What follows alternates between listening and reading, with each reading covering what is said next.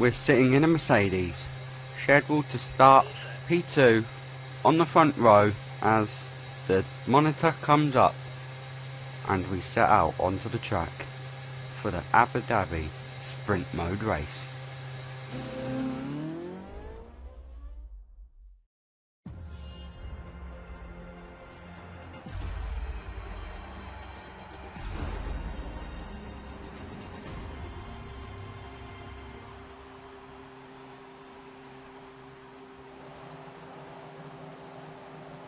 So here we are on the grid. We accidentally put the brake bias into the rear. We want it in front because we can go deeper into the corners. So we are underway and the lights go out. We short shift into second there. Another mistake as we now brake into turn 1, and we've been spun around. The guy in front just turned into us and we are now facing backwards.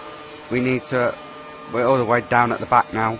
So we need to go on one of our almighty crazy ballistic, just coming up with words in my head here, ballistic comebacks as we now head down into turn 5 and 6 at the chicane. The Toro Rosso is facing backwards there, and it looks like a Marussia has also been involved in that, so whether they have contact we will now never know, unless they are recording races as well, which is, you know, unlikely.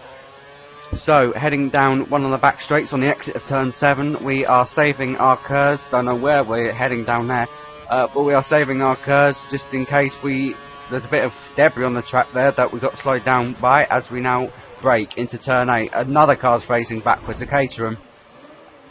So now that we're close to him, we can use up the curves. Hopefully we'll gain an advantage on him using up the curves and the slipstream. There's a car going slowly on the right there. Don't know who that is. There is another car, a Williams, going slow on the left there.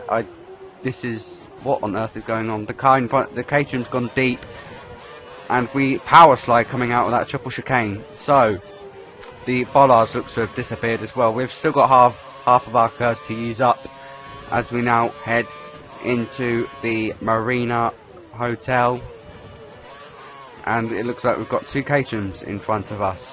Who's going to get the better? It looks like the one who spun. Definitely he's got the better of him. And wow, he just broke so early there. We cruise out. Oh, tremendous amount of oversteer coming into the second to last corner. The curbs on this game, they just spin you around to hell.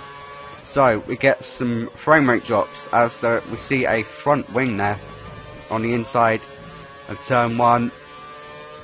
Heading down to turn 3. This section's easily flat as we head down into 5 and 6 and 7. Taking that nice and bit of understeer through turn 6 there, as we want to get the best possible run to have on this guy.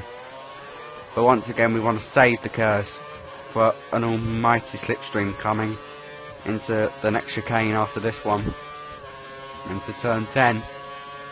But at the moment we're still coming into turn 8. So we hit our braking spot. We hit the apex, he cuts it, he gets some oversteers, we get some oversteer into turn 9, so now we can use up the curves, and it looks like he is sticking to one specific line. He's going defensive. We are going to take the outside, but can we make that stick? Yep, he broke so early there, but we've gone slightly too deep, but nevertheless that's fine. That bollard's disappeared. A lot of these bollards, they're not even on the circuit anymore.